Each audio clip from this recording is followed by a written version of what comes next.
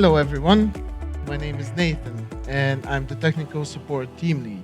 Today I'll be talking about Skublox. Now before we get into the presentation, I want to tell you a little story that I have that I remember fondly anytime I hear about Skublox. When I used to be a young rep in the support, I got a call about a Skublox issue. And at the time, Skublox was still pretty new. And the client had an issue where he just had set up his Skublox and some of the lights were not turning on.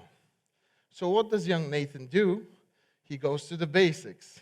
And he asks, did you try turning it on and off again? And to my surprise, the client said he didn't actually try that yet. So he proceeded to try it, and everything started working like this. So the moral of the story is that helping others is something that I like, and I'm here to help you understand more about Skublox and how it can help you grow your business and eliminate sorting errors. I want to take you back first to how it all started. It all started with an idea after we launched our own patented warehouse solution, SkuStack, and we started getting a lot of calls suggesting that we also add something that can eliminate sorting errors.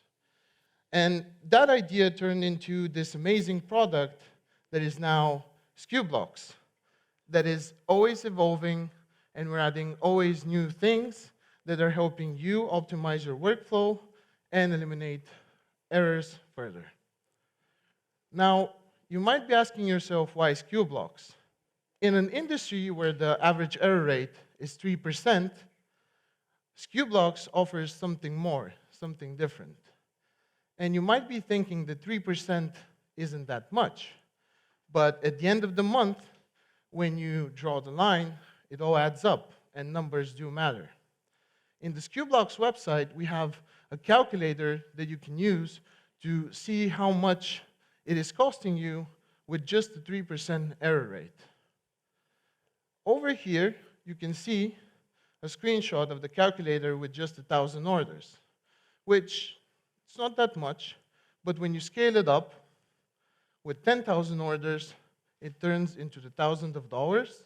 And if you go a step further, with 100,000 orders, it goes into the tens of thousands of dollars that you could be saving by using Skublox.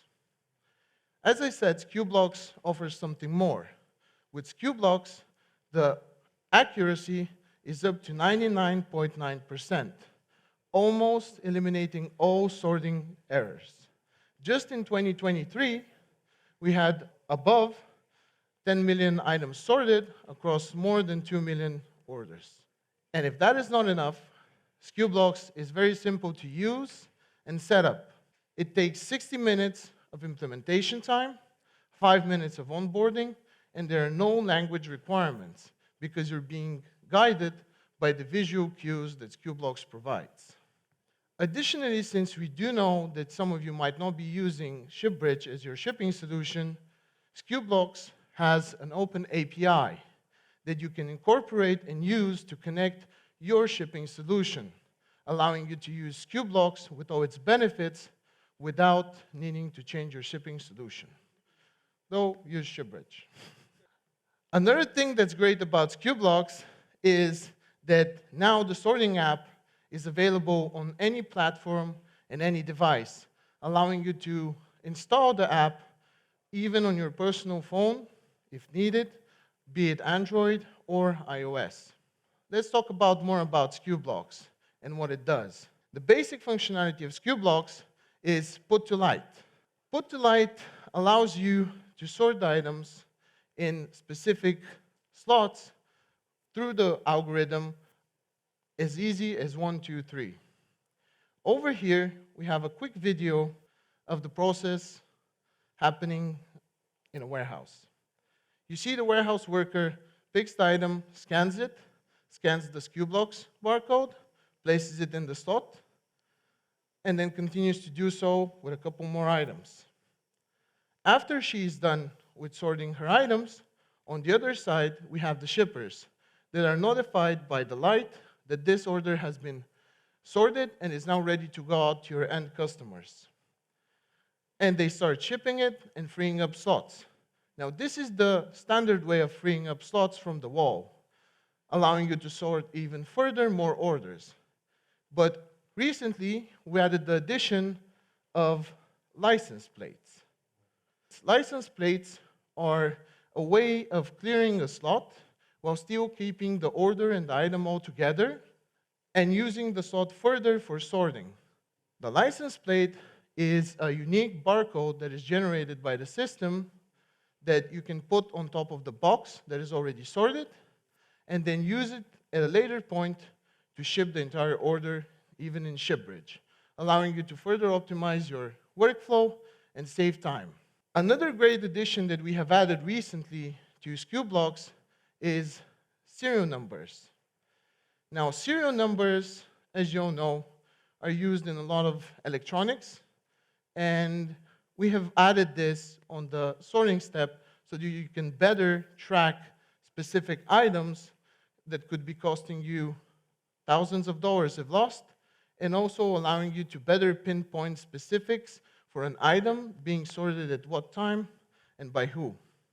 Another feature that we have added to Skublox is the mobile cart, which is the pick to light. With the pick to light and the mobile cart, you can use Skublox to take it one step further and use SkuStack in collaboration with Skublox to also pick and sort at the same time, allowing you to further save time and money. Over here, we have a quick video of the process. This is a mobile cart using Skublox to go around the warehouse, picking the items from the shelves, sorting them into the mobile cart, being guided by the lights of Skublox again, and then when you're done with the sorting, you go back to the shipping station, you pull out the sorted items, and you ship them. Like I said, easy as 1, 2, 3. Another feature that we're working on is the receive to light.